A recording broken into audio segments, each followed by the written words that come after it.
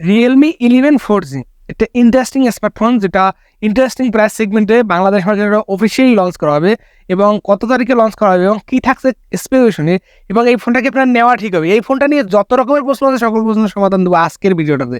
তো অবশ্যই ভাই ব্রাদাররা স্কিপ না করে সম্পূর্ণ ভিডিওটা দেখবেন এবং চ্যানেলে যদি নতুন হয়ে থাকেন তাহলে অবশ্যই সাবস্ক্রাইব করে দিয়ে পাশে থাকবেন। তো আগেই আমি এত কিছু বলছি, তো অবশ্যই সবাই করে দেবেন, কিন্তু ভিডিওটা কিন্তু খুবই ইন্টারেস্টিং হতে চলছে। তো চলুন দেখে নেওয়া যাক যে এই ইন্টারেস্টিং ফোনটা Realme 11, এই ফোনটা 11 4G, এই ফোনটা কেমন হবে। তো 11 5G কিন্তু আমরা পেয়েছি যে 11 5G আসবে, তো 11 4Gও কিন্তু একটা ভেরিয়েন্ট লঞ্চ করা হবে। আর যার প্রাইসটা আনুমানিক 20-22 হাজার টাকা বাজেট সেগমেন্টের ভিতরে হবে। 20-22 হাজার টাকা বাজেট সেগমেন্টের ভিতরে কিন্তু একটি ইন্টারেস্টিং স্মার্টফোন এবং ইন্টারেস্টিং প্রাইস সেগমেন্টে একটা বেস্ট ভ্যালু ফর মানি একটি ডিভাইস হতে পারে আপনাদের জন্য। তো অবশ্যই তো চলুন দেখে নেওয়া যাক যে এর বডি ফিচারটা কেমন থাকছে।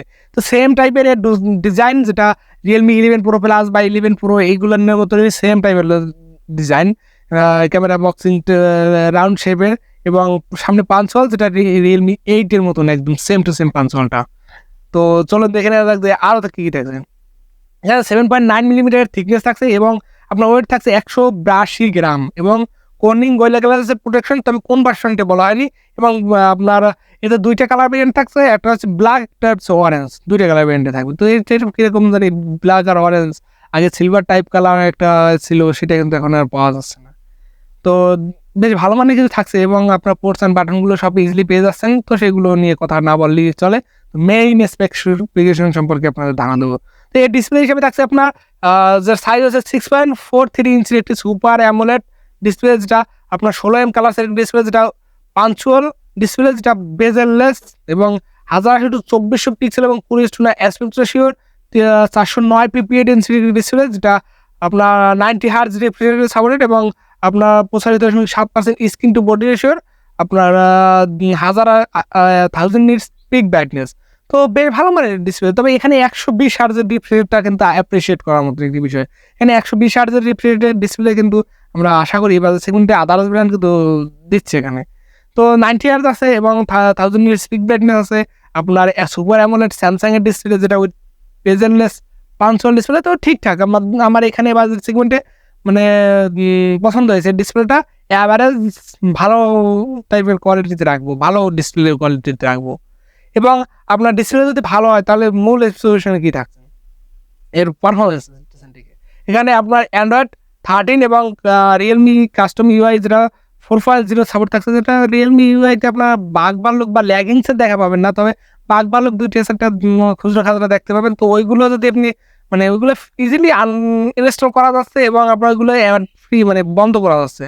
তো এইটা আপনাদের কোথাও কোনো সমস্যা হবে না, আপনি না চাইলে বন্ধ করে রাখতে পারেন অ্যাডগুলো। তো Realme ইউআই যথেষ্ট ভালো একটি ক্লিন ইউআই, বর্তমানে Realme ইউআই খারাপ না। এছাড়াও আপনার চিপসেট হিসেবে থাকছে মিডিয়াটেকের আপনার ডায়মন্ডসিটি 6020 যে চিপসেটটা 7 nanometer আর্কিটেকচারে ওই প্রসেসরটা থাকছে। তো একটি ভালো প্রসেসর এইবার সেগমেন্টে, এটা আপনার খুবই একটা ভালো প্রসেসর, যেটা গেমিংয়ের জন্য খুব ভালো হতে চলছে এবং আপনার পারফরমেন্সের বেলায়ও খুব ভালো হচ্ছে। এই বাজেট সেগমেন্টে আমাদের সেরা প্রসেসর বলে, বা এই প্রসেসরটাই এই বাজেট সেগমেন্টের জন্য আপনার ঠিকঠাক প্রসেসর, এই বাজেটে এই প্রসেসরটা ঠিক আছে। এছাড়াও আপনার যেটা জিপিইউতে থাকছে আপনার মালি G57 এবং M2 এবং 64 বিট প্রসেসর, যেটা PUBG, free fire, Fortnite, COD আপনার সকল গেমগুলো আপনারা অনায়াসে 60 FPS রান করতে পারবেন এবং কিছু কিছু গেম 90 FPS রান করতে পারবেন। এছাড়া আপনার পাবজি, ফ্রি ফায়ার খুব স্মুথের সাথে আপনারা এখানে রান করতে পারবেন এবং ল্যাগিংসের দেখায়। তো এই বাজেট সেগমেন্টে গেম আপনার বাজেট সেগমেন্টে ডিসেন্ট কোয়ালিটি গেমিং পারফরমেন্স আপনারা পেয়ে যাবেন, নো ডাউট। এছাড়া আপনার 8GB এবং 12GB দুইটা র্যাম ভেরিয়েন্টে সাপোর্ট থাকছে এবং 128GB এবং 256GB দুইটা র্যাম ভেরিয়েন্টে সাপোর্ট থাকছে, যেটা UFS 2.1 এর স্টোরেজ টাইপ এবং LPDDR4X টাইপের র্যাম ক্যাটাগরি। এছাড়াও আপনার যেটা থাকছে আপনার মাইক্রো এসডি কার্ডের স্লট থাকছে না, এটা একটা কিন্তু ডাউনগ্রেডেড বিষয়, এটা আপনারা মেনে নিতে হবে। তবে 128GB ভেরিয়েন্ট থেকেই কিন্তু লঞ্চ করা হয়েছে, তো আপনারা চাইলে আর ভেরিয়েন্ট 256GB নিতে পারেন।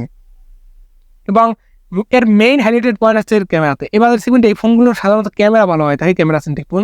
64 মেগাপিক্সেল একটি মেইন সেন্সর আছে, যেটা f1.8 অ্যাপারচারের একটি সেন্সর এবং আপনার 2 মেগাপিক্সেলের ডেপথ সেন্সর রয়েছে। এই জাতীয় সেন্সরটা কি জন্য দেয়? ইউজলেস সেন্সর পুরোপুরি।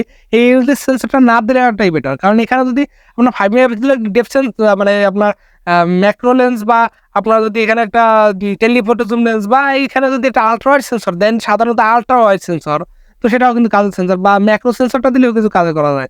তো এই ইউজলেস সেন্সরটা কেন দেয় আমি বুঝি না, এটা না দিলেই তো চলে। তো এই ইউজলেস সেন্সরটা থাকছে, এটা বাদ রেখে 64 মেগাপিক্সেলের সেন্সর দিয়ে আপনারা নানান ধরনের মুডে নানানভাবে ছবি তুলতে পারবেন, এবং ভিডিওর ক্ষেত্রেও ভালো মুড রয়েছে এখানে। আপনার slow motion, super slow motion, super night mode, আপনার প্যানোরামা, প্রফেশনাল মোড, আপনার টাইমলেস, তারপর আর মানে সব সুপার ম্যাক্রো, মানে সব কিছু এখানে রয়েছে। মেইন ক্যামেরাতে আপনার ম্যাক্রো ফটোগ্রাফি করতে পারবেন। এছাড়াও আপনার আর এখানে যতগুলো মোড রয়েছে, তো ততগুলো মোডে আসলে মানে অসাধারণ সেলফি মানে পিকচার কোয়ালিটি আপনার ব্যাক সাইডে পেয়ে যাবেন। তো আপনার নো ডাউটের সাথে একটি ভালো ব্যাক ক্যামেরা সেটা এখানে রয়েছে এই বাজেট সেগমেন্টে। এছাড়াও আপনার 8 মেগাপিক্সেলের একটি সেলফি ক্যামেরা। 8 মেগাপিক্সেল কিন্তু এখানে আশানুরূপ নয়, এখানে অন্তত 16 মেগাপিক্সেলের সেলফি ক্যামেরাটা আমরা আশা করি। তো 8 মেগাপিক্সেল তবে ঠিকঠাক মনে হয় যে বাজেট সেগমেন্টে আপনার 8 মেগাপিক্সেল হওয়ায় যে এরকম ছবির ডাইনামিক রেজিস্ট্যান্স ঠিকঠাক ম্যানেজ করতে পারছে, এটা নিয়ে কোনো ধরনের কোনো ঘাটতি নেই। আপনার ঠিকঠাক পারফরমেন্স আমি বলবো এখানে। তবে ব্যাক ক্যামেরা কিন্তু অসাধারণ, যেটা রিয়েলমি আপনার C55 এই ফোনটাতে ব্যবহার করা হয়েছে, সেম সেন্সরটা এখানে ব্যবহার করা হয়েছে। এছাড়াও আপনার 1080 এপিএস ব্যাক সাইড এবং ফ্রন্ট ক্যামেরা 1080 এপিএস ভিডিওটা এখানে সাপোর্ট পেয়ে যাবেন। এছাড়াও আপনার যেটা কানেক্টিভিটি বেলা রয়েছে, আপনার NFC সাপোর্টেড রয়েছে, এবং USB Type-C port, OTG support রয়েছে। আপনার যেটা ব্লুটুথ 5.2 এর সাপোর্ট, Wi-Fi 6 এর সাপোর্টেড রয়েছে, এবং ডুয়েল ব্যান্ড হটস্পটের সাপোর্টেড, এবং আপনার সকল ধরনের সেন্সর আপনারা এখান থেকে পেয়ে যাবেন, যেমন under display optical fingerprint sensor, proximity sensor, accelerometer sensor, ক্যাম্পার সেন্সর, জাইরো সেন্সর, লাইটের সেন্সর, সকল ধরনের সেন্সর আপনারা এখান থেকে পেয়ে যাবেন। সেন্সর এবং লাইট কোনো ধরনের কোনো সেন্সরে কনজুসি করা হয়নি। তো সব কিছু যখন ভালো, তাহলে নেক্সটে কী থাকছে চলুন। এখানে ডুয়েল স্পিকার রয়েছে, ইন্টারেস্টিং একটা বিষয়। তো ভালো সাউন্ড কোয়ালিটি আপনারা পেয়ে যাবেন অবশ্যই। মানে মিউজিক শোনার ক্ষেত্রে কিন্তু খুবই একটি ভালো দিক, যেটা ডুয়েল স্পিকার, যেটা সাউন্ড কোয়ালিটি অসাধারণ। এবং এখানে রয়েছে এই ফোনটাতে ব্যাকআপ দেওয়ার জন্য লিথিয়াম পলিমার নন রিমুভেবল একটি 5000 mAh ব্যাটারি, আর যার সাথে আছে 33 ওয়াটের ফাস্ট চার্জার, আর এই চার্জারটা দিয়ে তো 55 মিনিটে ফুল চার্জ করে নিতে পারবেন। তো সব কিছু একটা বেস্ট প্যাকেজ মনে হয়। তবে এখানে আমার কোন কোন দিকটা ভালো লাগেনি এবং কোন কোন দিকটা ভালো লেগেছে, তো আমি সেটা আপনাদের প্রকাশ করবো। তো এই ফোনটা আপনার এখানে 100 ডিসপ্লেতে 120 হার্জ রিফ্রেশ রেট হলে ভালো হতো, তবে এই ডিসপ্লেটা এই বাজার সেগমেন্টে ভালো ডিসপ্লে, তবে 120 হার্জ রিফ্রেশ রেট ডিসপ্লে আমরা আশা করি। এছাড়াও দ্বিতীয় খারাপ লাগার পয়েন্ট হচ্ছে প্রসেসরে আপনার G99 এই প্রসেসরটা আপনার পেয়ে যাচ্ছেন। এখানে যদি কলকামের 732G প্রসেসর ব্যবহার করা হতো তাহলে কিন্তু খুবই ভালো হতো।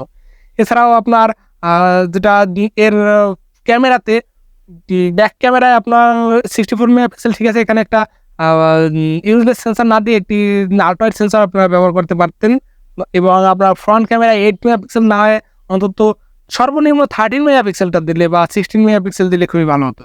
এই কটা দিক খারাপ লাগছে, এবং বাদ বাকি স্পেসিফিকেশন জাস্ট অসাধারণ। এই ফোনটি পারচেস করতে পারেন, এই বাজেট সেগমেন্টে ভ্যালু ফর মানি ডিভাইস হতে পারে আপনার জন্য, যদি আপনি এই কয়টা দিক যদি আপনি কম্প্রোমাইজ করতে পারেন।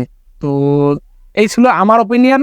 আর এই ফোনটা মানে আপনাদের কেমন লাগলো অবশ্যই কমেন্ট করে জানাবেন, এবং নেক্সটে কোন ফোনের রিভিউ দেখছেন এবং কী নিয়ে ভিডিও দেখছেন সেটা অবশ্যই কমেন্ট করে জানাবেন, এবং আমার যদি কোনো ভুল ত্রুটি হয় সেটা অবশ্যই কমেন্ট করে জানাবেন কীভাবে আমি ইমপ্রুভমেন্ট করতে পারি। তো আশা করি সবাই ভালো থাকবেন, সুস্থ থাকবেন, দেখা হচ্ছে নেক্সট ভিডিওতে।